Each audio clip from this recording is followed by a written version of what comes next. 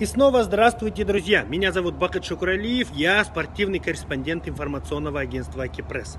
Я нахожусь в Объединенных Арабских Эмиратах, где в эти дни проходит чемпионат Азии по футболу, и наша команда участвует в этом турнире, и не просто участвует, а сумела пройти групповой этап и пройти в плей-офф турнира. Сегодня, 21 января в 23:00 по бишкекскому времени в Абу-Даби на стадионе Zayed Sport City наша команда проведет свой матч 1/8 финала за право выйти в четвертьфинал. В соперниках у нас очень серьезная команда, сборная Объединенных Арабских Эмиратов.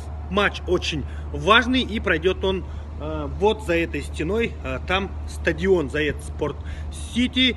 45 тысяч зрителей он вмещает, и где-то около 44,5 тысяч зрителей сегодня будут болеть за свою команду и против наших ребят. Нужно их поддержать.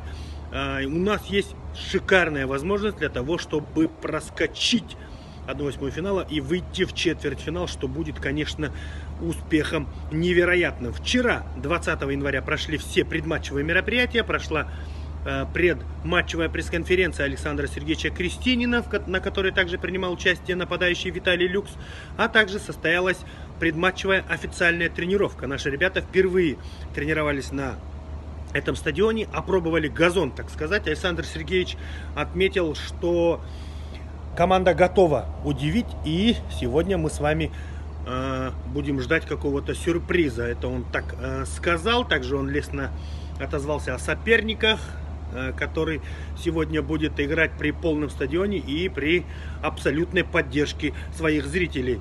Многие вопросы Виталию Люксу были относительно его хет-трика ворота сборной Филиппин. Виталий сказал, что день тогда был удачным, с Китаем матч не получился, но он готов играть на самом высоком уровне, и все мы желаем, чтобы сегодня у Виталия также был хороший и успешный день. Что ж, на этом, наверное, все. Желаем удачи нашей команде. Пусть удача будет на нашей стороне. Алга Шумкар.